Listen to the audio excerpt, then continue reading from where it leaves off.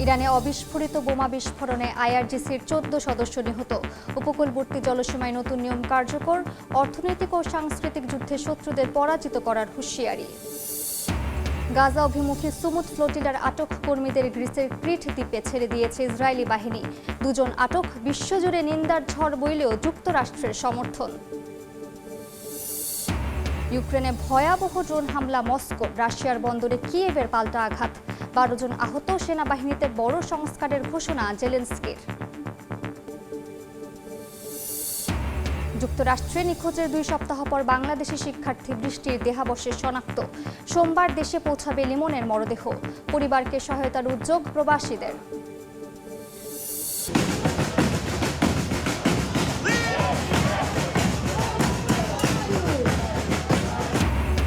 বিশ্বের বিভিন্ন দেশে মহান মে দিবস পালন।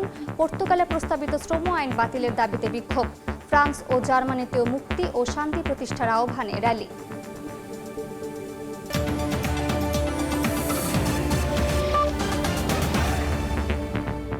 আন্তর্জাতিক সময়ের সঙ্গে আছি আমি মালিহা সুহরওয়ার্দী।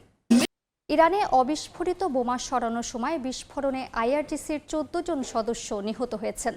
ইরানের উপকূলবর্তী জলসীমায় নতুন নিয়ম কার্যকরের ঘোষণা দিয়েছে ইসলামী বিপ্লবী গার্ড বাহিনী। এদিকে অর্থনৈতিক ও সাংস্কৃতিক যুদ্ধের ক্ষেত্রেও শত্রুদের হতাশ ও পরাজিত করতে হবে বলে জানান ইরানের সর্বোচ্চ নেতা আয়াতুল্লাহ মুজতবা খামেনি। যুদ্ধবন্ধে ইরানের দেয়া সর্বশেষ প্রস্তাবেও সন্তুষ্ট নয় যুক্তরাষ্ট্র। মার্কিন প্রেসিডেন্ট ডোনাল্ড ট্রাম্প বলেন, ওয়াশিংটন যে ধরনের চুক্তি চায় তেহরান তাতে রাজি হচ্ছে না। তাই যুক্তরাষ্ট্রের উদ্দেশ্য অর্জন না হওয়া পর্যন্ত ইরান যুদ্ধ বন্ধ হবে না। একই সঙ্গে ইরান আদৌ কোনো চুক্তিতে পৌঁছাতে পারবে কিনা তা নিয়েও সংশয় প্রকাশ করেন ট্রাম্প। ইরানের উত্তর পশ্চিমাঞ্চলীয় জানজান প্রদেশে অবিস্ফোরিত বোমা অপসারণের সময় বিস্ফোরণ ঘটে। এতে আইআরজিসির ১৪ সদস্য নিহত হয়েছেন বলে জানিয়েছে দেশটির বার্তা সংস্থা ফার্স। এ ঘটনায় আরও ২ জন সদস্য আহত হয়েছেন। নিহতরা আইআরজিসির একটি বিশেষ ইউনিটের সদস্য, যাদের ওই এলাকা থেকে অবিস্ফোরিত বোমা ও মাইন অপসারণের দায়িত্ব দেওয়া হয়েছিল। ইরানের উপকূলবর্তী জলসীমায় নতুন নিয়ম কার্যকরের ঘোষণা দিয়েছে আইআরজিসি। বিবৃতিতে বিপ্লবী গার্ড জানায়, নৌবাহিনী আরব উপসাগর ও হরমুজ প্রণালীতে ইরানের অন্তত ২,০০০ কিলোমিটার উপকূলীয় জলসীমার উপর নিয়ন্ত্রণ প্রতিষ্ঠা করবে, যা ইরানি জনগণের জন্য গর্ব ও শক্তির উৎস হয়ে উঠবে। এদিকে মহান মে দিবসে লিখিত বার্তায় ইরানের সর্বোচ্চ নেতা আয়াতুল্লাহ মুজতবা খামেনি বলেন, সামরিক সংঘাতে অগ্রগতি ও সক্ষমতা বিশ্বকে দেখিয়েছে ইরান। অর্থনৈতিক ও সাংস্কৃতিক যুদ্ধেও শত্রুদের হতাশ ও পরাজিত করতে হবে। বরকতুল্লাহ, সময় সংবাদ। গাজা অভিমুখী সহায়তা বহর গ্লোবাল সুমুদ ফ্লোটিলার আটক কর্মীদের মধ্যে ২ জন ছাড়া বাকিদের গ্রিসের ক্রিট দ্বীপে ছেড়ে দিয়েছে ইসরায়েলি বাহিনী। আটক ২ জনকে জিজ্ঞাসাবাদের জন্য ইসরায়েলে নেওয়া হচ্ছে বলে জানায় নেতানিয়াহু প্রশাসন। এ ঘটনায় বিশ্বজুড়ে নিন্দার ঝড় উঠলেও ইসরায়েলের পদক্ষেপের সমর্থন জানিয়েছে যুক্তরাষ্ট্র। এদিকে গাজা উপত্যকা ও পশ্চিম তীরে অবিস্ফোরিত অস্ত্রের উপস্থিতিকে জরুরি সংকট হিসেবে আখ্যা দিয়েছে জাতিসংঘ। আন্তর্জাতিক জলসীমায় গাজামুখী গ্লোবাল সুমুদ ফ্লোটিলার উপর অভিযান চালিয়ে অন্তত ১৭৫ জন সহায়তা কর্মীকে আটক করে ইসরায়েলি নৌবাহিনী। তাদের মধ্যে ২ জন ছাড়া বাকিদের গ্রিসের ক্রিট দ্বীপে ছেড়ে দেওয়া হয়। বাকি ২ জনকে জিজ্ঞাসাবাদের জন্য ইসরায়েলে নেওয়া হচ্ছে বলে জানায় নেতানিয়াহু প্রশাসন। এই ঘটনাকে সমুদ্র ডাকাতি বলে নিন্দা জানিয়েছে গ্লোবাল সুমুদ ফ্লোটিলা। তাদের দাবি, গাজায় প্রায় ৯৬৫ কিলোমিটার দূরে আন্তর্জাতিক জলসীমায় অবৈধভাবে তাদের সদস্যদের আটক করা হয়েছে। তবে ইসরায়েলের পররাষ্ট্র মন্ত্রণালয় বলছে, সম্ভাব্য উত্তেজনা এড়াতেই আগাম অভিযান চালানো হয়। এ ঘটনায় আটক নাগরিকদের মুক্তির দাবি জানিয়ে ইসরায়েলের বিরুদ্ধে আন্তর্জাতিক আইন লঙ্ঘনের অভিযোগ তুলেছেন স্পেন ও ইতালির নেতারা। অন্যদিকে ইসরায়েলের পদক্ষেপকে সমর্থন জানিয়েছে যুক্তরাষ্ট্র। এ বহরকে অর্থহীন রাজনৈতিক নাটক অভিহিত করেন মার্কিন পররাষ্ট্র দপ্তরের মুখপাত্র টমি পিগট। এদিকে গাজা উপত্যকা ও পশ্চিম তীরে অবিস্ফোরিত অস্ত্রের উপস্থিতিকে ডেইলি ইমার্জেন্সি হিসেবে আখ্যা দিয়েছে জাতিসংঘ। এসব বিস্ফোরক শুধু প্রাণহানির ঝুঁকি বাড়াচ্ছে না, বরং মানবিক সহায়তা পৌঁছানো, অবকাঠামো পুনর্গঠন এবং স্বাভাবিক জীবনে ফিরতে বড় বাধা তৈরি করছে বলেও সতর্ক করেছে সংস্থাটি। বরকতুল্লাহ, সময় সংবাদ। ইউক্রেনের তেরনোপিল শহরে এক রাতে অন্তত ৩৬টি ড্রোন হামলা চালিয়েছে রাশিয়া। এতে শিল্প এলাকা, বেসামরিক স্থাপনা ও বিদ্যুৎ লাইন ক্ষতিগ্রস্ত হয়েছে। পাল্টা রাশিয়ার তুয়াপসে বন্দর লক্ষ্য করে হামলা চালায় ইউক্রেনীয় সেনারা। এতে অন্তত ১২ জন বেসামরিক নাগরিক আহত হয়েছেন। এদিকে রাশিয়ার সঙ্গে দীর্ঘস্থায়ী যুদ্ধে জনবল সংকট মোকাবেলায় সেনাবাহিনীতে বড় ধরনের সংস্কারের ঘোষণা দিয়েছে জেলেনস্কি প্রশাসন। ইউক্রেনের পশ্চিমাঞ্চলীয় শহর তেরনোপিলে ব্যাপক ড্রোন হামলা চালায় রাশিয়া। এতে বেশ কয়েকজন আহত হয়েছেন। স্থানীয় প্রশাসন জানায় শুক্রবার একযোগে অন্তত ৩৬টি ড্রোন হামলা চালানো হয়। হামলায় শিল্প কারখানা ও বেসামরিক অবকাঠামো ক্ষতিগ্রস্ত হয়েছে। সবচেয়ে বড় প্রভাব পড়েছে বিদ্যুৎ ব্যবস্থায়। রাশিয়ার কৃষ্ণ সাগর তীরবর্তী তুরাপসে বন্দরে ইউক্রেনের ড্রোন হামলায় আগুন লাগে বলে জানিয়েছে স্থানীয় কর্তৃপক্ষ। সামাজিক মাধ্যমে ছড়িয়ে পড়া ভিডিওতে দেখা যায় আকাশে বিশাল কালো ধোঁয়ার কুণ্ডলী উঠছে। তুরাপসে এটি চতুর্থ হামলা বলে নিশ্চিত করেছে ইউক্রেনের ড্রোন বাহিনীর কমান্ডার। একাধিকবার হামলার লক্ষ্যবস্তু হয়েছে রাশিয়ার এই বন্দর নগরী। এর আগে অন্তত দুবার তেল শোধনাগারে আগুন লেগে উৎপাদন বন্ধ হয়ে যায়। বিশ্লেষকদের মতে রাশিয়ার অর্থনীতিকে দুর্বল করতে জ্বালানি খাতে আঘাত হানছে ইউক্রেন। রাশিয়ার সঙ্গে দীর্ঘস্থায়ী যুদ্ধে জনবল সংকট মোকাবেলায় সেনাবাহিনীতে বড় ধরনের সংস্কারের ঘোষণা দিয়েছে ইউক্রেন। নতুন নিয়োগ ও কাঠামোগত পরিবর্তনের মাধ্যমে সেনাবাহিনীকে আরও কার্যকর করার পরিকল্পনা নিয়েছে প্রশাসন। প্রেসিডেন্ট ভলোদিমির জেলেনস্কি জানান, সামনের সারির পদাতিক বাহিনীর জন্য বাড়ানো হচ্ছে বেতন ও বিশেষ চুক্তি সুবিধা। বরকতুল্লাহ, সময় সংবাদ। রাশিয়ার চ্যালেঞ্জ মোকাবিলায় উত্তর ইউরোপীয় দেশগুলোকে নিয়ে নতুন নৌবাহিনী গঠনের ঘোষণা দিয়েছে যুক্তরাজ্য। ব্রিটিশ জেনারেলের বরাত দিয়ে গণমাধ্যম আরটি জানায়, 10টি দেশের সমন্বয়ে গঠিত এই জোট 2029 সালের মধ্যে পূর্ণ সক্ষমতা অর্জন করবে। তবে মস্কোর দাবি, পশ্চিমা রাজনীতিবিদরা অভ্যন্তরীণ সংকট আড়াল করতেই এমন উত্তেজনা ছড়াচ্ছেন। যদিও ব্রিটেনের জলসীমায় রুশ রণতরীর অনুপ্রবেশ প্রায় 1/3 বেড়েছে বলে দাবি লন্ডনের। রাশিয়ার বাড়তে থাকা সামরিক তৎপরতা রুখতে উত্তর ইউরোপীয় দেশগুলোকে নিয়ে শক্তিশালী নৌবাহিনী গঠনের উদ্যোগ নিয়েছে ব্রিটেন। ব্রিটিশ নৌবাহিনী প্রধান জেনারেল গুইন জেনকিন্সের বরাত দিয়ে এক প্রতিবেদনে এমন তথ্য দিয়েছে গণমাধ্যম আরটি। এই জোটে ব্রিটেনের সাথে থাকছে নেদারল্যান্ডস, নর্ডিক ও বাল্টিক অঞ্চলের 10টি রাষ্ট্র। মূলত ন্যাটোর পরিপূরক হিসেবেই কাজ করবে এই বহুজাতিক বাহিনী, যার নিয়ন্ত্রণ থাকবে ব্রিটেনের হাতে। নতুন এই বাহিনী 2029 সালের মধ্যে যুদ্ধের জন্য সম্পূর্ণ প্রস্তুত হবে বলে আশা করা হচ্ছে। এই সময়ের মধ্যে সদস্য দেশগুলোর নৌবহর নিয়মিত প্রশিক্ষণ, যুদ্ধ পরিকল্পনা এবং সক্ষমতা বৃদ্ধির মাধ্যমে একে অপরের সাথে সমন্বয় করবে। মধ্যপ্রাচ্য সংকট ঘিরে বিশ্ববাসীর মনোযোগ অন্যদিকে থাকলেও ব্রিটেন মনে করে রাশিয়ার হুমকি বর্তমানে সবচেয়ে বড় নিরাপত্তা ঝুঁকি। তাই যুদ্ধের প্রয়োজন হলে যাতে অবিলম্বে মোকাবিলা করা যায় সেভাবেই সাজানো হচ্ছে এই রণকৌশল। ব্রিটিশ জলসীমায় রাশিয়ার জাহাজ ও সাবমেরিনের আনাগোনা সাম্প্রতিক বছরগুলোতে উল্লেখযোগ্য হারে বেড়েছে বলে দাবি লন্ডনের। জেনারেল জেনকিন্সের মতে গত 2 বছরে রুশ অনুপ্রবেশ বেড়েছে প্রায় 30%। এমন পরিস্থিতিতে ব্রিটিশ প্রধানমন্ত্রী কিয়ার স্টারমার গত মার্চে রাশিয়ার তেলবাহী ট্যাঙ্কার জব্দের হুমকি দিলে উত্তেজনা আরও বেড়ে যায়। পাল্টা ব্যবস্থা হিসেবে নিজেদের ট্যাঙ্কার বহরের নিরাপত্তায় যুদ্ধ জাহাজ মোতায়েন শুরু করে মস্কো। তবে ব্রিটিশ জলসীমায় এখনও তেলবাহী ট্যাঙ্কার চলাচল অব্যাহত রয়েছে। এদিকে পশ্চিমা বিশ্বের এই তৎপরতাকে অতিরিক্ত পদক্ষেপ বলে আখ্যা দিয়েছে রাশিয়া। ক্রেমলিনের দাবি, আগে আক্রান্ত না হলে ইউরোপের কোনো দেশে অভিযানের পরিকল্পনা তাদের নেই। সাবেক রুশ প্রেসিডেন্ট দিমিত্রি মেদভেদেভ বলেন, পশ্চিমা নেতারা সাধারণ মানুষের নজর অন্যদিকে ঘোরাতে এবং সামরিক ব্যয় বাড়াতে অহেতুক ভয় দেখাচ্ছে। ফারহাদ চৌধুরী, সময় সংবাদ। এবার কোনো ধরনের ভারী অস্ত্রের প্রদর্শনী ছাড়াই ঐতিহ্যবাহী বিজয় দিবসের প্যারেডের আয়োজন করবে রাশিয়া। ইউক্রেন যুদ্ধের প্রেক্ষাপটে ড্রোন হামলার আশঙ্কায় এমন সিদ্ধান্ত নিয়েছে ক্রেমলিন। তবে সামরিক বিশ্লেষকরা মনে করছেন, এই পরিবর্তন প্রভাব ফেলবে বিশ্বের প্রতি মস্কোর সামরিক বার্তাতেও। 1945 সালে দ্বিতীয় বিশ্বযুদ্ধে নাৎসি জার্মানির বিরুদ্ধে সোভিয়েত ইউনিয়ন বিজয় পেয়েছিল মে মাসের 9 তারিখে। তাই প্রতি বছরে দিনটি জাঁকজমকপূর্ণভাবে ভিক্টোরি ডে বা বিজয় দিবস উদযাপন করে রাশিয়া। চলতি বছরের আয়োজনের জন্য এরই মধ্যে অনুশীলন শুরু করেছে দেশটির সামরিক বাহিনী। তবে এবার তা আগের তুলনায় অনেক ছোট পরিসরে আয়োজন করা হচ্ছে।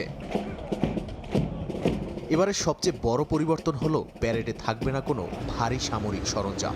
সাধারণত ট্যাঙ্ক, ক্ষেপণাস্ত্র ও বিভিন্ন আধুনিক অস্ত্র প্রদর্শন করা হলেও এবার তা বাদ দেওয়া হয়েছে। শুধুমাত্র সেনা সদস্যদের কুচকাওয়াজেই সীমাবদ্ধ রাখা হচ্ছে আয়োজনটি। ক্রেমলিন জানিয়েছে এই সিদ্ধান্তের পেছনে রয়েছে নিরাপত্তা উদ্বেগ। কিয়েভে ড্রোন হামলার আশঙ্কা থাকায় ঝুঁকি কমাতে এই ব্যবস্থা নেওয়া হয়েছে। যুদ্ধের মধ্যে মস্কোতেও বেশ কয়েকবার হামলা হওয়ায় সতর্ক অবস্থানে রয়েছে রাশিয়া। এ কারণে রাশিয়ার সামরিক শক্তি প্রদর্শনের ঐতিহ্য কিছুটা ক্ষুণ্ণ হতে পারে বলে মনে করছেন সামরিক বিশ্লেষকরা। অতীতে এই প্যারেডে আন্তঃমহাদেশীয় ক্ষেপণাস্ত্র সহ আধুনিক অস্ত্র প্রদর্শনের মাধ্যমে শক্তির বার্তা দেয়া হতো। এবার সেই সুযোগ সীমিত হয়ে যাচ্ছে। তবে ঐতিহাসিক গুরুত্ব অপরিবর্তিত থাকছে। দ্বিতীয় বিশ্বযুদ্ধের ৮১তম বার্ষিকী উপলক্ষে এই দিনটি রাশিয়ার সবচেয়ে গুরুত্বপূর্ণ জাতীয় দিবসগুলোর একটি। প্রবীণ যোদ্ধাদের সম্মান জানানো ও দেশপ্রেমের আবেগ ছড়িয়ে দিতে এবারও নানা আয়োজন থাকবে, যদিও তা আগের তুলনায় অনেকটাই সংযত। নাদিম মারজান, সময় সংবাদ। আন্তর্জাতিক সময় আরও থাকছে। ভারতের জম্মুতে নির্মাণাধীন সেতু ধসে ৩ জন নিহত, জীবিত উদ্ধার ১, ধ্বংসস্তূপের নিচে আটকা পড়েছেন কয়েকজন, চলছে উদ্ধার অভিযান।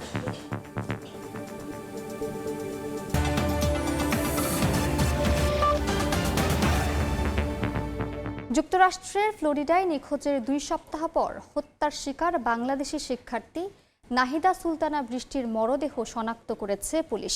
ফ্লোরিডার পুলিশ ডিপার্টমেন্ট জানিয়েছে, ফরেনসিক রিপোর্টে প্রমাণ মিলেছে উদ্ধারকৃত দ্বিতীয় মরদেহটি বৃষ্টির।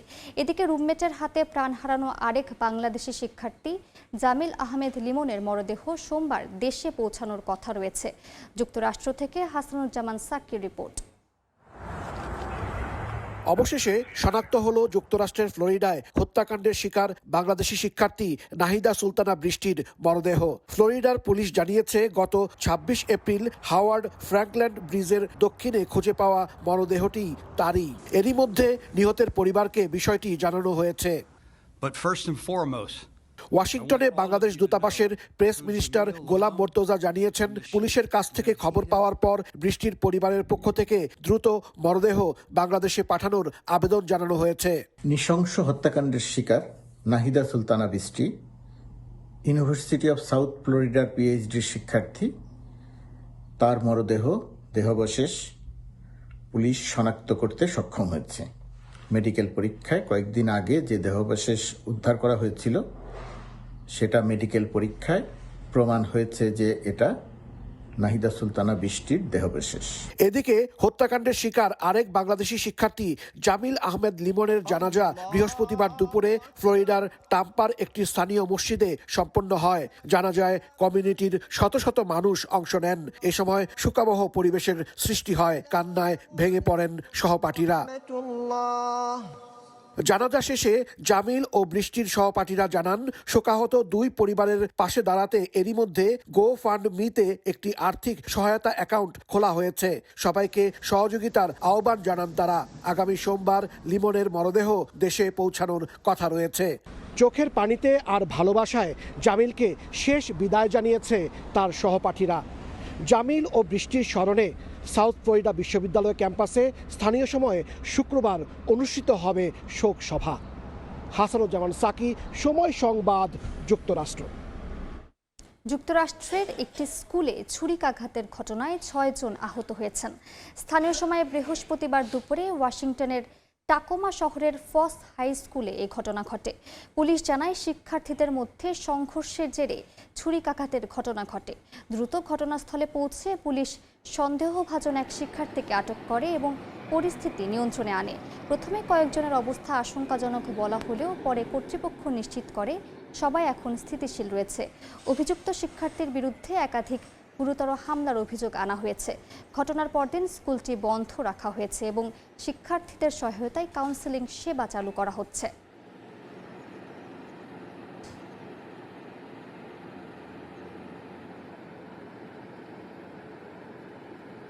বিশ্বের বিভিন্ন দেশে পালিত হয়েছে মহান মে দিবস।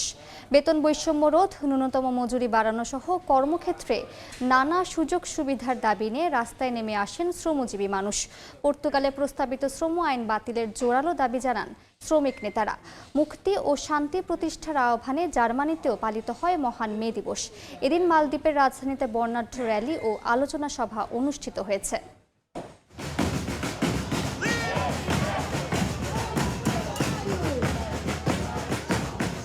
বাদ্যযন্ত্রের তালে তালে বিশ্বের শ্রমজীবী মানুষের মর্যাদার বিশেষ দিন পালিত হয় পর্তুগালের রাজধানী লিসবনে। দেশটির শ্রমজীবী মানুষের সংগঠন সিজিটিপির উদ্যোগে আয়োজিত র্যালিতে অংশ নিতে রাস্তায় নেমে আসেন লাখো জনতা। ব্যানার ও প্লেকার্ডে তুলে ধরা হয় দাবি দেওয়া। স্লোগানে স্লোগানে মুখর হয়ে ওঠে শহরের গুরুত্বপূর্ণ সড়ক। সপ্তাহে ৩৫ কর্মঘণ্টা নির্ধারণ, ন্যূনতম মজুরি বাড়ানো সহ সবার জন্য স্বাস্থ্যসেবা বা পেনশন নিশ্চিতের দাবি জানান র্যালিতে অংশগ্রহণকারীরা। এছাড়া প্রস্তাবিত শ্রম আইন বা লেবার প্যাকেজকে অন্যায্য আখ্যা দিয়ে বাতিলের জোরালো দাবি জানান তারা। বেতন বৈষম্য রোধ সহ সবার সমান অধিকারের দাবি নিয়ে অভিবাসীদের সংগঠন সলিডারিটি ইমিগ্রান্টের ব্যানারে র্যালিতে অংশ নেন প্রবাসী বাংলাদেশিরাও। পর্তুগাল সরকার নতুন যে শ্রম আইন দিয়ে এই পর্তুগালে যে শ্রমিক মানুষের তাদের অধিকার হরণ করছে, তো আজকের মে দিবসের প্রতিপাদ্য যে শ্রমিকের অধিকার নিশ্চিত হোক, সে কারণে অভিবাসী শ্রমিকরাও এই মে দিবসের র্যালিতে যোগ দিয়েছে। আজকে মে দিবসে আমরা সবাই এখানে আসছি কারণ এটা প্রত্যাশা যে ইকুয়াল রাইট ইন ওয়ার্ক। সরকারের প্রতি আহ্বান থাকবে তারা তাদের এই ঘৃণ্য যে একটা আইন করতে যাচ্ছে সেই আইন থেকে সরে আসবে। মুক্তি ও শান্তি প্রতিষ্ঠার আহ্বানে জার্মানি জুড়ে পালিত হয়েছে মহান মে দিবস। দিবসটি উদযাপনে সবচেয়ে বেশি মানুষের সমাবেশ হয় জার্মানির রাজধানী বার্লিনে। নগরীর নয়াকোলন ও ক্রয়েজবার্গের বিভিন্ন পয়েন্টে শ্রম দিবসের পোস্টার, ব্যানার, প্লেকার্ড নিয়ে হাজির হন লাখো মানুষ। যুদ্ধ, পুঁজিবাদী ব্যবস্থা, শোষণ, বঞ্চনা, জ্বালানি তেল নিয়ে অপরাজনীতির বিরুদ্ধে স্লোগানে মুখরিত হয়ে ওঠে সমাবেশস্থল। শ্রমিক হিসেবে মে দিবসটি পালন করাটা আমাদের জন্য ভীষণ গুরুত্বপূর্ণ, কারণ এই দেশে কর্মীদের অধিকার ক্রমশ ছোট হয়ে আসছে, যেটি আমাদের জন্য হুমকি। একই সঙ্গে বলতে চাই, ইরান, ফিলিস্তিন, ইউক্রেন কিংবা লেবাননে যেন শান্তি প্রতিষ্ঠা হয়। মহান মে দিবস উপলক্ষে শুক্রবার ইতালিতে অনুষ্ঠিত হয় বিশাল কনসার্ট। প্রতি বছর মে দিবস উপলক্ষে কনসার্ট আয়োজন করে দেশটির শ্রমিক ফেডারেশনগুলো। এদিন শ্রমিক অধিকার আদায়ে ঐক্যবদ্ধ থাকার অঙ্গীকার করেন নেতারা। আন্তর্জাতিক শ্রমিক দিবস উপলক্ষে মালদ্বীপের রাজধানীতে বর্ণাঢ্য র্যালি ও আলোচনা সভা অনুষ্ঠিত হয়েছে, যেখানে স্থানীয় এবং প্রবাসী শ্রমজীবী মানুষ ব্যানার ও প্লেকার্ড হাতে তাদের অধিকারের কথা জানান। এই সমাবেশের আয়োজন করে মালদ্বীপ ট্রেড ইউনিয়ন কংগ্রেস ও সাধারণ শ্রমজীবী মানুষেরা। বরকতুল্লাহ, সময় সংবাদ। এদিকে শ্রমিকের ন্যূনতম মজুরি বৃদ্ধি সহ নানা অধিকারের দাবি দেওয়া জানিয়ে ফ্রান্সে পালিত হয়েছে আন্তর্জাতিক শ্রমিক দিবস। রাজধানী প্যারিস সহ দেশের অন্যান্য শহরে শ্রমিক সমাবেশে যোগ দেন কয়েক লাখ মানুষ। অনিয়মিত অভিবাসীদের নিয়মিতকরণের পাশাপাশি কর্মঘণ্টা ও বেতন বৈষম্য দূর করার দাবি জানান তারা। প্যারিস থেকে মোহাম্মদ লুৎফুর রহমান বাবুর রিপোর্ট।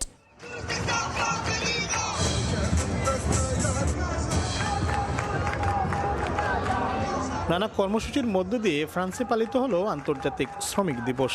রাজধানী প্যারিস কিংবা মার্সাই, লিল বা তুলুজের রাজপথ আজ প্রকম্পিত হয় অধিকারের দাবিতে। এবারের সমাবেশে অংশ নেন ৩ লাখের বেশি মানুষ। ফ্রান্সে বসবাসরত কয়েক লাখ অনিয়মিত অভিবাসীকে নিয়মিত করার দাবি জানান শ্রমজীবীরা। অভিযোগ রয়েছে, শ্রম আইন তোয়াক্কা না করে অনেক ব্যবসা প্রতিষ্ঠান অনিয়মিত অভিবাসীদের নির্ধারিত কর্মঘণ্টার চেয়ে বেশি কাজ করালেও নিয়মিত বেতন পরিশোধ করে না। ফ্রান্সে দেখা যাচ্ছে প্রায় 7 লাখেরও অধিক বেশি মানুষ বসবাস করে থাকে, অনিয়মিত ব্যক্তিরা বসবাস করে থাকে এবং তারা কাজ করছে কিন্তু তাদেরকে কার্ড দেওয়া হচ্ছে না। এটা কিন্তু টোটালি একটা ইনজাস্টিস হচ্ছে তাদের জন্য। বেতন দেওয়া হয় না ভালোভাবে, কোনো ছুটি দেওয়া হয় না, সাপ্তাহিক ছুটি বলেন বা যে বছরের যে ছুটিগুলো থাকে ওইগুলো দেওয়া হয় না। আমার দাবি থাকবে যেন তাদেরকে শ্রম আইনের মাধ্যমে এই শ্রমের অধিকারটা দেওয়া হয়। শ্রমিকদের পাশাপাশি সমাবেশে শিক্ষার্থীদের সরব উপস্থিতি ছিল চোখে পড়ার মতো। ফিলিস্তিন সহ বিশ্বের মুক্তিকামী মানুষের পক্ষে আওয়াজ তোলেন তারা।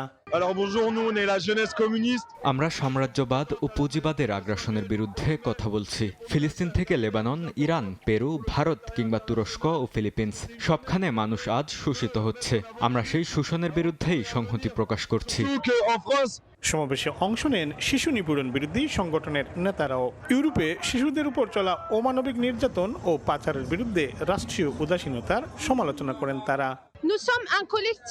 ফ্রান্স তথা গোটা ইউরোপে শিশু নিপীড়নকারীদের বিচারহীনতার তীব্র নিন্দা জানাই। শিশুদের ওপর অমানবিক নির্যাতন চালানো হলেও অপরাধীরা ধরাছোঁয়ার বাইরে থেকে যাচ্ছে। রাষ্ট্রীয় পৃষ্ঠপোষকতায় যে পাচার ও নিপীড়ন চলে তার বিরুদ্ধে আমাদের লড়াই চলবে। সম্প্রতি ফরাসি পার্লামেন্টে আনা বিতর্কিত বিলে ছুটির দিনেও বেকারি ও ফুলের দোকানে কর্মচারীদের কাজ করার কথা বলা হয়েছে।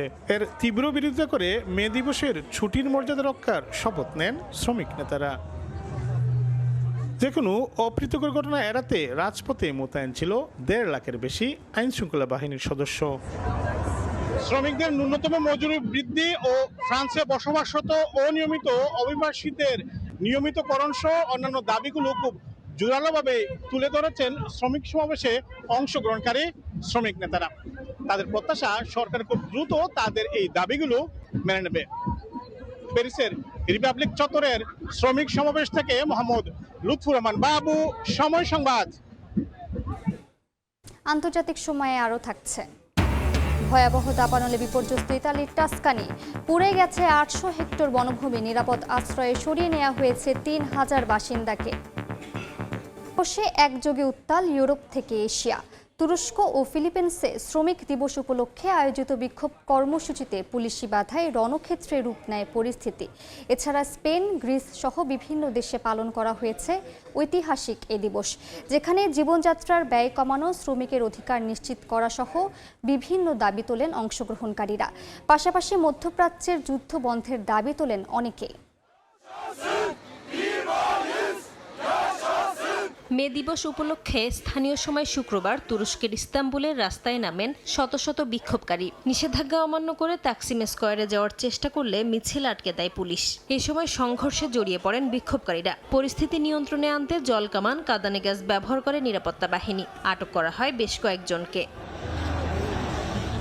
ফিলিপিন্সেও শ্রম দিবস উপলক্ষে আয়োজিত বিক্ষোভ কর্মসূচিতে পুলিশ বাধা দিলে রণক্ষেত্রে রূপ নেয় পরিস্থিতি। এদিন উচ্চ জ্বালানি ও নিত্যপণ্যের দাম বৃদ্ধির প্রতিবাদে রাজধানী ম্যানিলার রাস্তায় নামেন হাজারো মানুষ। মার্কিন দূতাবাসের কাছে আয়োজিত এই কর্মসূচিতে শ্রমিকদের মধ্যপ্রাচ্যের যুদ্ধবন্ধের দাবি জানাতে দেখা যায়। স্পেনের রাজধানী মাদ্রিদে মে দিবস উপলক্ষে বিক্ষোভ করেন হাজারো মানুষ। মজুরি বৃদ্ধি, সাশ্রয়ী বাসস্থান ও শক্তিশালী শ্রম সুরক্ষার দাবি জানান তারা। পাশাপাশি মধ্যপ্রাচ্যের যুদ্ধ ও বাড়তে থাকা সামরিক ব্যয়ের বিরুদ্ধেও অবস্থানের কথা জানান তারা। গ্রিসের রাজধানী এথেন্সেও মে দিবস উপলক্ষে বিক্ষোভ সমাবেশ হয়েছে। মজুরি বৃদ্ধি, উন্নত কর্মপরিবেশ ও যুদ্ধবন্ধের দাবি জানান বিক্ষোভকারীরা। কর্মসূচিতে ফিলিস্তিনি পতাকা বহন করে অনেকেই মধ্যপ্রাচ্যের সংঘাতের বিরুদ্ধে অবস্থান নেন। পাশাপাশি যুদ্ধের কারণে জীবনযাত্রার ব্যয় বাড়ার অভিযোগ তোলেন। এছাড়া দক্ষিণ কোরিয়া, কিউবা সহ আরও অনেক দেশেই আন্তর্জাতিক শ্রম দিবস উপলক্ষে নানা কর্মসূচির আয়োজন করা হয়। নাসরিন রুমি, সময় সংবাদ। কারখানার কিংবা মাঠের কাজ করা শ্রমিকদের নির্ধারিত কর্মঘণ্টা ও মজুরি থাকলেও অনলাইনে কাজ করা কোটি মানুষের জন্য এখনও নেই নির্দিষ্ট কর্মঘণ্টা, নেই কোনো আইনি অধিকার। পর্দার আড়ালে এমন এক বিশাল শ্রমবাজার তৈরি হচ্ছে যেখানে কাজ থাকলেও নেই কোনো সুরক্ষা। তার মধ্যে মরার ওপর খাড়ার ঘা হয়ে তাদের কাজের পরিধি কমিয়ে দিচ্ছে কৃত্রিম বুদ্ধিমত্তা।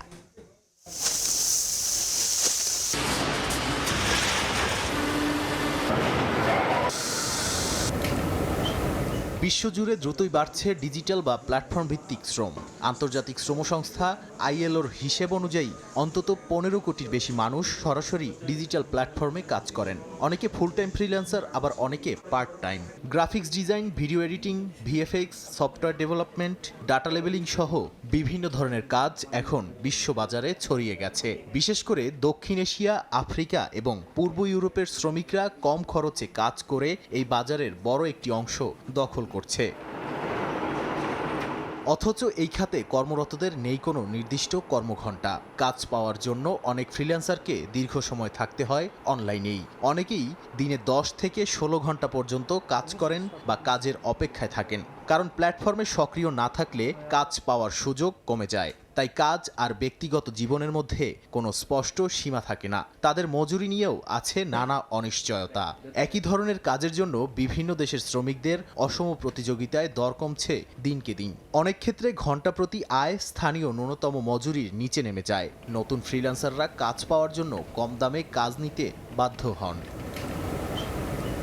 পেমেন্ট ঝুঁকি এই খাতের অন্যতম বড় সমস্যা। অনেক শ্রমিক জানিয়েছেন কাজ শেষ করার পরও ক্লায়েন্ট টাকা দেয়নি অথবা দেরি করেছে। যেহেতু কাজটি আন্তর্জাতিক পর্যায়ে হয় তাই আইনি পদক্ষেপ নেওয়া প্রায় অসম্ভব। অধিকাংশ প্ল্যাটফর্মে কিছু সুরক্ষা ব্যবস্থা থাকলেও সব ক্ষেত্রে তা কার্যকর নয়। বেশিরভাগ ডিজিটাল প্ল্যাটফর্ম কর্মরতরা পান না শ্রমিকের মর্যাদা, যার সুযোগে কোম্পানিগুলো শ্রমিকদের জন্য ন্যূনতম মজুরি, স্বাস্থ্যসেবা, বেতনভুক্ত ছুটি বা পেনশনের মতো সুবিধা দিতে বাধ্য নয়। মানে কাজ থাকলেও কোনো সামাজিক নিরাপত্তা নেই।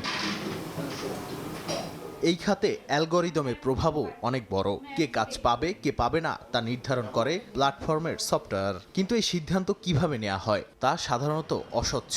অনেক সময় রেটিং বা রিভিউ কমে গেলে কাজ পাওয়া বন্ধ হয়ে যায়। তাই শ্রমিকরা ভালো রেটিং ধরে রাখতে কম পারিশ্রমিকেও কাজ করতে বাধ্য হন।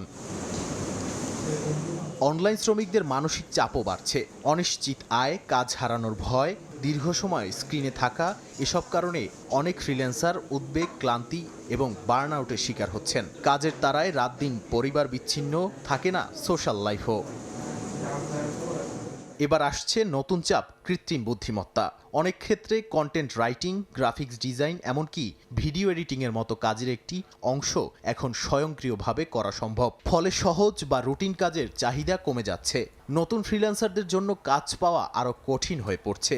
একই সঙ্গে ক্লায়েন্টরা কম খরচে দ্রুত কাজ চাওয়ায় পারিশ্রমিকের ওপরও চাপ বাড়ছে। তবে এর উল্টো দিকও আছে। যারা কৃত্রিম বুদ্ধিমত্তা ব্যবহার করতে পারছেন তারা কম সময়ে বেশি কাজ শেষ করতে পারছেন। নতুন ধরনের কাজ তৈরি হচ্ছে, যেমন এআই টুল পরিচালনা, ডাটা ট্রেনিং, প্রম্পট লেখা বা কন্টেন্ট যাচাই। অর্থাৎ দক্ষতা বাড়াতে পারলে এই প্রযুক্তি সুযোগও তৈরি করছে। এখন প্রশ্ন উঠছে, বিশ্ব কি কোনো পদক্ষেপ নিয়েছে? এই খাত নিয়ে আলোচনা চলমান থাকলেও বাস্তব পরিবর্তন এখনও সীমিত। আন্তর্জাতিক শ্রম সংস্থা ডিজিটাল প্ল্যাটফর্ম শ্রমিকদের জন্য আন্তর্জাতিক নীতিমালা তৈরির কাজ করছে। ইউরোপের কিছু দেশ প্ল্যাটফর্ম শ্রমিকদের কর্মচারী হিসেবে স্বীকৃতি দেওয়ার উদ্যোগ নিয়েছে, যাতে তারা ন্যূনতম মজুরি ও সামাজিক সুরক্ষা পায়। কিছু দেশে গিগ শ্রমিকরা ইউনিয়ন গঠন করে অধিকার আদায়ের চেষ্টা করছে।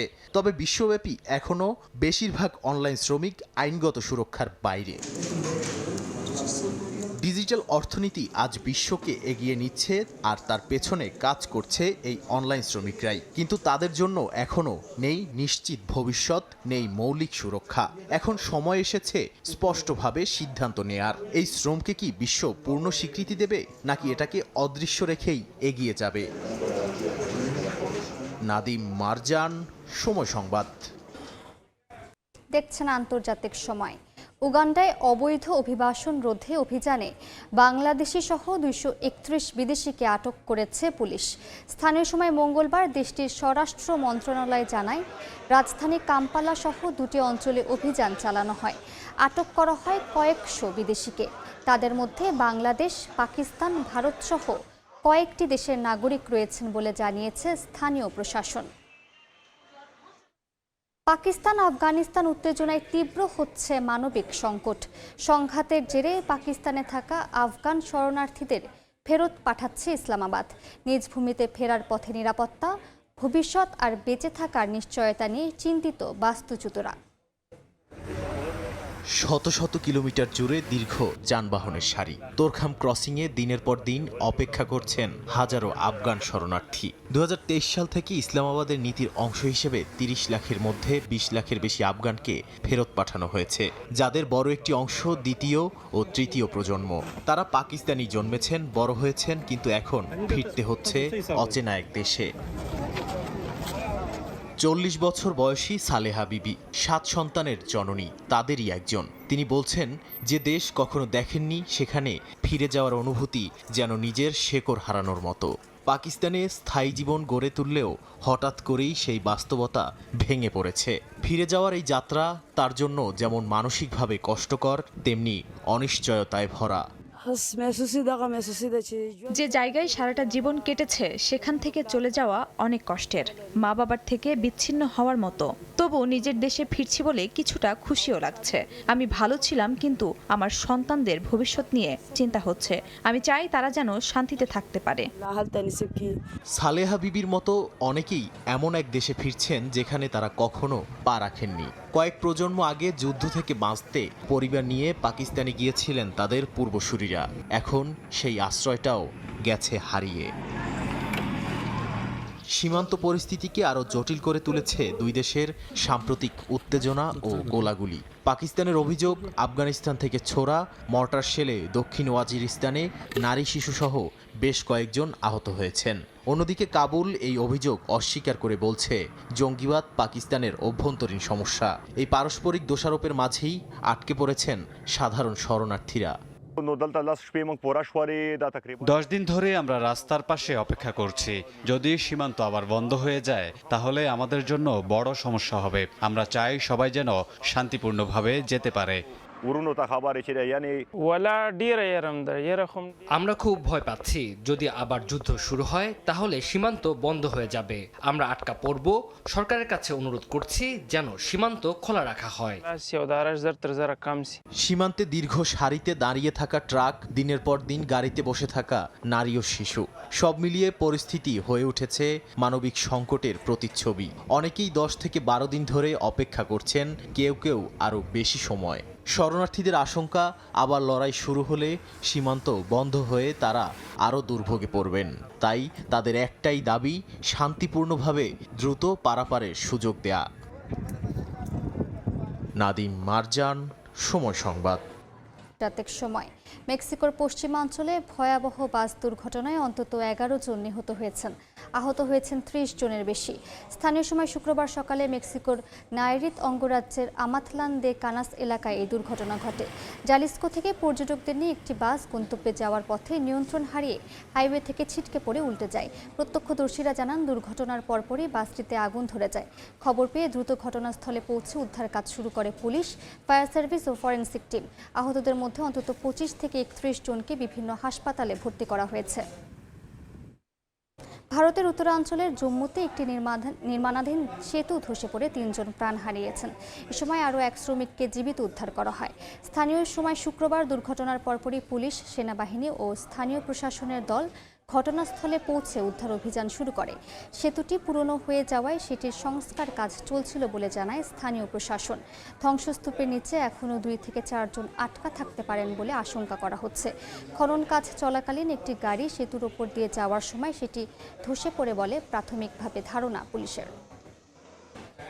ইতালির টাস্কানি অঞ্চলে ভয়াবহ দাবানলে বিপর্যস্ত জনজীবন। দমকা বাতাসে আগুন আরও ছড়িয়ে পড়ায় প্রায় 3000 মানুষকে সরিয়ে নেওয়া হয়েছে।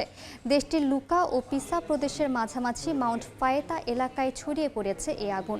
স্থানীয় কর্তৃপক্ষ জানায়, মঙ্গলবার থেকে শুরু হওয়া এই আগুন ইতিমধ্যে 800 হেক্টরের বেশি বনভূমি পুড়ে গেছে, যা নেভাতে মাঠে কাজ করছে ফায়ার সার্ভিসের সদস্যরা।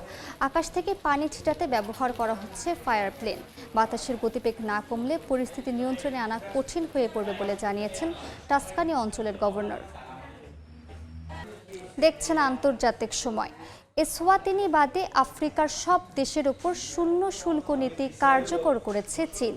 2028 সালের এপ্রিল পর্যন্ত এই সুবিধা বহাল থাকবে। তবে আফ্রিকার অনেক দেশের শিল্প সক্ষমতা কম থাকায় এর কাঙ্ক্ষিত সুফল পাওয়া নিয়ে সংশয় প্রকাশ করেছেন অর্থনীতিবিদরা। তারা বলছেন, বাণিজ্য ঘাটতি কমাতে লজিস্টিক সুবিধা বাড়ানোর পাশাপাশি বৈচিত্র্য আনতে হবে উৎপাদনে। স্থানীয় সময় শুক্রবার থেকে আফ্রিকার 53টি দেশের জন্য শূন্য শুল্ক সুবিধা নীতি কার্যকর করেছে বিশ্বের দ্বিতীয় শীর্ষ অর্থনীতির দেশ চীন, যা বহাল থাকবে 2028 সালের এপ্রিল পর্যন্ত। এর আওতায় পড়ছে প্রায় পুরো মহাদেশ। তবে ব্যতিক্রম এসওয়াতিনি, কারণ দেশটি এখনও তাইওয়ানের সঙ্গে কূটনৈতিক সম্পর্ক বজায় রেখেছে। বেইজিং বলছে, বড় অর্থনীতির মধ্যে তারাই প্রথম একতরফাভাবে এমন শুল্কমুক্ত সুবিধা দিচ্ছে। ব্রিটিশ সংবাদ মাধ্যম বিবিসি জানায় এই পদক্ষেপে আফ্রিকার কৃষি রফতানি কিছুটা বাড়তে পারে, বিশেষ করে কফি, বাদাম বা অ্যাভোকাডোর মতো পণ্যে। তবে বাস্তবতা হলো চীন আফ্রিকা বাণিজ্যে ভারসাম্য অনেকটাই চীনের পক্ষে। এদিকে আফ্রিকা কাঁচামাল রফতানির পাশাপাশি প্রস্তুত পণ্য আমদানি করায় কাঠামোগতভাবে ঘাটতি বেড়ে চলেছে। গেল বছরের হিসাব অনুযায়ী ঘাটতি বেড়ে দাঁড়িয়েছে প্রায় $102 বিলিয়ন। অর্থনীতিবিদরা বলছেন শুধু শুল্ক কমানোই যথেষ্ট নয়। আফ্রিকার অনেক দেশের শিল্প সক্ষমতা সীমিত, লজিস্টিক দুর্বল আর উৎপাদন বৈচিত্র্য কম, যে কারণে শুল্ক সুবিধা পেলেও সব দেশ সমানভাবে লাভবান হবে না। দক্ষিণ আফ্রিকা বা মরক্কোর মতো তুলনামূলক শিল্পোন্নত দেশ বেশি সুবিধা দিতে পারলেও দরিদ্র দেশগুলোর জন্য প্রভাব থাকবে সীমিত। এর আগে আগস্টে যুক্তরাষ্ট্র আফ্রিকার কয়েকটি দেশের ওপর সর্বোচ্চ 30% পর্যন্ত শুল্ক আরোপ করেছিল। তবে পরবর্তীতে যুক্তরাষ্ট্রের সর্বোচ্চ আদালত সেই শুল্কের বড় অংশ বাতিল করে, যা বেশিরভাগ দেশের জন্য কমে প্রায় 10% নেমে আসে। অর্জিতা শেহসিন, সময় সংবাদ। শীতপ্রধান দেশ সুইডেনে দীর্ঘ শীতকে বিদায় জানিয়ে বসন্তকে স্বাগত জানাতে ব্যতিক্রমী উৎসবে মেতে উঠেছে মানুষ।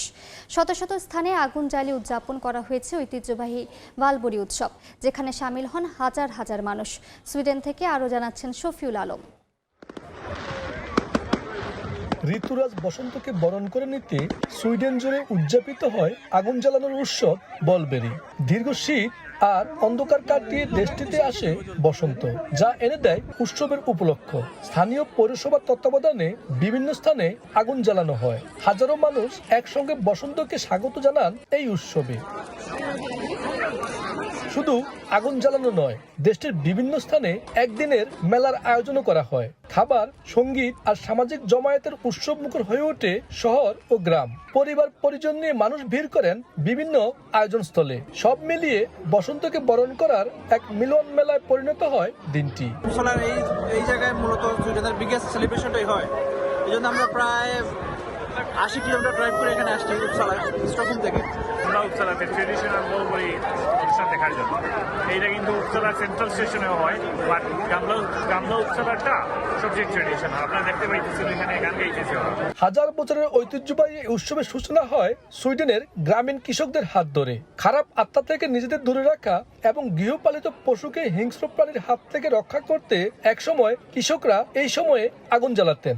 সেই সঙ্গে গ্রামবাসীরা একত্রিত হয়ে ড্রাম ও ঘণ্টা বাজিয়ে এবং চিৎকারের মাধ্যমে হিংস্র প্রাণীদের ভয় দেখানোর চেষ্টা করতেন। কালের পরিক্রমায় ধর্মীয় ও লোকজ বিশ্বাসের এই আয়োজন এখন পরিণত হয়েছে গণ উৎসবে। শফিউল আলম, সময় সংবাদ, সুইডেন। আন্তর্জাতিক সময়ের শীর্ষ সংবাদগুলো জানিয়ে দিচ্ছে আরেকবার। ইরানে অবিস্ফোরিত বোমা বিস্ফোরণে আইআরজিসির 14 সদস্য নিহত। উপকূলবর্তী জলসীমায় নতুন নিয়ম কার্যকর। অর্থনৈতিক ও সাংস্কৃতিক যুদ্ধে শত্রুদের পরাজিত করার হুঁশিয়ারি। যুক্তরাষ্ট্রে নিখোঁজের 2 সপ্তাহ পর বাংলাদেশি শিক্ষার্থী বৃষ্টির দেহাবশেষ শনাক্ত। সোমবার দেশে পৌঁছাবে লিমনের মরদেহ। পরিবারকে সহায়তার উদ্যোগ প্রবাসীদের।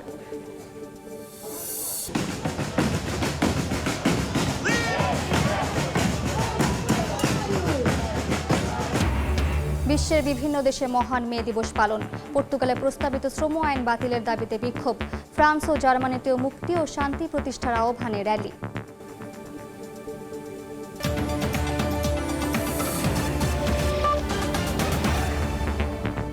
এই ছিল আন্তর্জাতিক সময়ে। 10টার সময় সংবাদ নিয়ে আসছি কিছুক্ষণ পর। সঙ্গে থাকুন সময়ের।